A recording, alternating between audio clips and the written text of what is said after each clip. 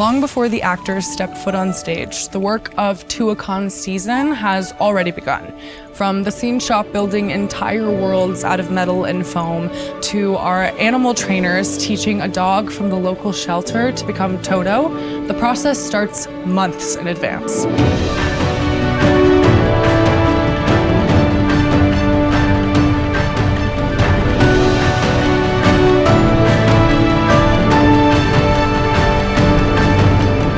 Every season has its surprises, and this year it came with 4 paws and a tail. Meet Frank, a rescue from the St. George City Animal Shelter, chosen to play Toto in The Wizard of Oz. Oh, buddy, you came! Hi, buddy! Are you so ready? Kimberly, our animal trainer, found Frank at a local rescue. She sent me a photo of him. She said, "What do you think?" And I said, "He's great. He looks fantastic." There's no place like home. He's so cute. The audience just loves him every single time. Toto, come here, Toto. Oh, did she hurt you? Oh, she's the meanest old woman there ever was. Come on. So how does Frank stay calm under the lights, hit his marks, and charm 2,000 people every night? Well, that's the job of Kimberly and her team of animal trainers. So he is a dog pound dog, and if I'm honest, at first I wasn't sure that he would work. He was found as a stray, and I know why. He's fast, and he loves to go run and chase things, and so he's taken a lot of work just to even get him to recall. I mean, that was probably back in November, and we start rehearsals in March. So she had several months to kind of get him acclimated into the Tuacon setting. So you start with a lot of foundational basics. He's a little sleepy right now, so you start with getting him to learn his name, understanding to come when he calls. Frank, come. Here, go.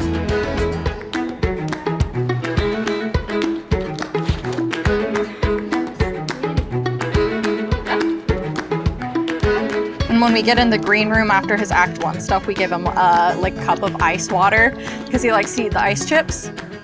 So he's pretty pampered. There you go, handsome boy.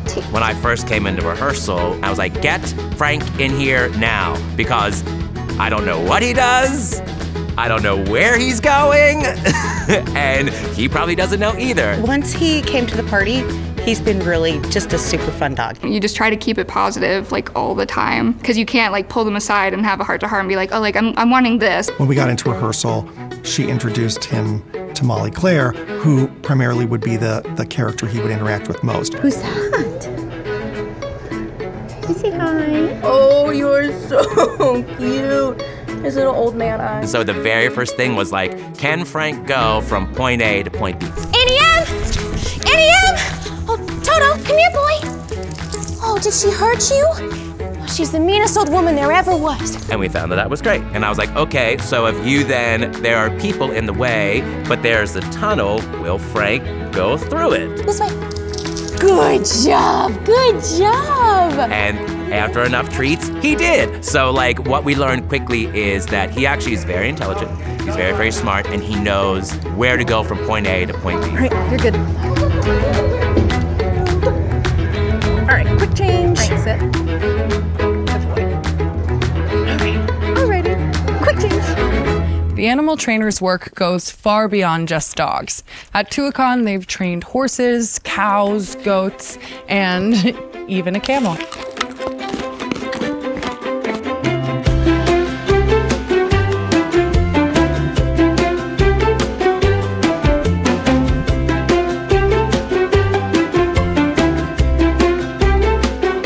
They're teaching him to push, which is when the camel lays down. He's just a baby and he's getting all of his training.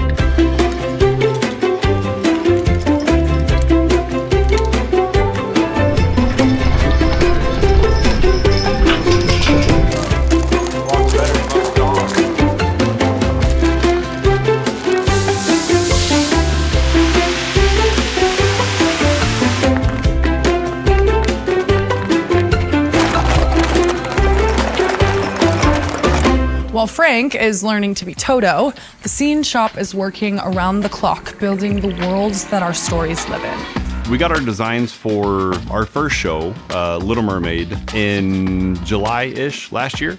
And we went through, started doing the build drawings, The scene shop started carpentry at the end of September, beginning of October. This year, that means over 50 scenic elements for The Wizard of Oz, massive underwater sculptures for The Little Mermaid, and a towering wood and metal set for Newsies. All right, and here we are with The Wizard of Oz and The Wizard of Oz.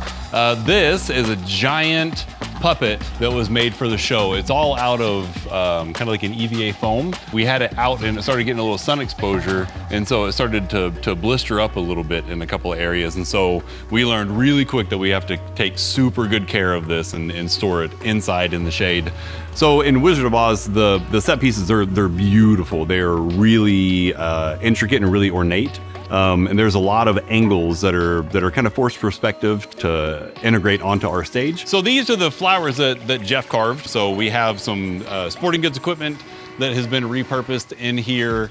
Some of this is just EVA foam that then has been carved and cut and shaped to make these flowers. This is considered Unit A for the Yellow Brick Road. There was a lot of experimenting with bending steel because we've never bent compound curves on the steel benders before. So we have the Yellow Brick Road baffle. There's 20 hinge sections throughout the whole baffle. There's wooden slats that represent being on the farmhouse, and then it transitions into Oz on 4 turns. So this show, we were looking at about 50 pieces, which is one of the biggest ones we've done. We got our drawings about 2 months late from the designers, so we had a lot of time to catch up on. So we actually had 15 carpenters that were working on this show, and they were working close to 70, sometimes 80-hour weeks. And that was about 6.5, 7 weeks to go through and get this whole job done. The mediums that we're using in Little Mermaid, because it's set under the sea, it has a lot of natural elements inside of it. We're having to use a lot of foam work and a lot of those kind of textures that we normally don't build and don't get to use because shows on land have different textures and different looks and feels than under the water. So these pieces are wood and foam also, but then they went through and added a bunch of spray foam to help adhere it to the columns and to adhere the foam pieces to themselves. Now I've reintroduced elements that were very popular, this gigantic water curtain. But we also have all the LED panels that go around to show you that undersea world differently than you've ever seen it before. The video walls here at Tuacahn are a relatively new addition. They were brought in probably about 5 years ago. Each of the backgrounds you see in the show are created for that show. The video walls allow us to better encompass the story. It does give us a chance to explore stories that would be difficult to translate. So we have to have a statue that's 9 foot tall. I think it's 10 or 11 foot wide that then breaks in half and isn't 10,000 pounds. This unit is Ariel's Grotto. So it's technically one of our more difficult set pieces to build. We did all the sculpting in-house. We have a guy that's an incredible sculptor. He used to sculpt cars for a living. My name is Jeff John. I work in the scene shop here at Tuacahn. I was a little nervous because, like I said, I'd never done anything quite this big or out of foam. And so we went to him and were like, do you think this is something you can do? And the most humble guy ever, he was just like, yeah, I think I can do that. I was kind of like, well, yeah, I mean, I can try it. Jeff went through and started carving it with chainsaws and grinders and kind of fine foam tools. So I made the foam sculpture first, then built a metal frame that would go inside that. What he was able to come up with out of it was just incredible. It was beyond anything I could ever imagine. He breaks at the waist and folds open. Like I said, it all kind of worked out in the end. Building scenery at Tuacahn isn't just about making it look good on stage. Every piece has to meet the creative team's vision and survive 6 months in the intense southern Utah sun. One of the biggest things about Tuacahn that makes it different than anywhere else in the world is that we're outdoors in the heat for months at a time. So we have to take extra precautions to protect our set pieces. Most of our set pieces are built out of steel, whereas traditional theater carpentry is done out of just wood construction. So here, being in rep, lasting outdoors for 6 months, we do all steel frames and use outdoor rated plywood so that it just holds up to the environment a little bit better. First, what we did was we sprayed a water sealant protectant on top of all of this insulation foam. And then we sprayed it black because we're starting from the basic or the most darkest shadows and pulling all the color up. So we've done the black and we've done the dark base purple, and now we're gonna put some texture on it. There are so many layers in this. This is for the Wizard of Oz. This is the Witch's Lair, 2 matching stair units that go on either side of the centerpiece.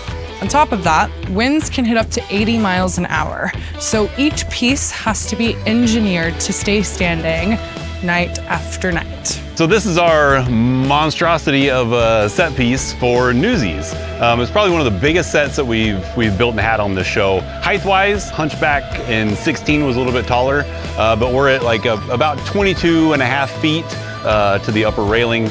This set is what it is, and we have a few smaller units that come in and out to kind of help dress some of the scenes, but for the most part, it's just one big piece. So we're almost 20 feet vertical, 12, 14, 16, 18, 150, my brain's not gonna brain, 700 and some odd feet. Over here, close to the same, probably close to like 1,500 linear feet of steel. Man hours, yeah, 9 guys, about 60-hour weeks for 5 weeks. It was 105, 106 most of the days. It was up to 110, 111. When you're working up on the top and putting these 2 top sections on and things like that, we had to do it outside so there was no shade, which that kind of slows things down quite a bit too. We were taken aback because we thought we were gonna coast into this one, and there wasn't any coasting. It was a pretty hard push.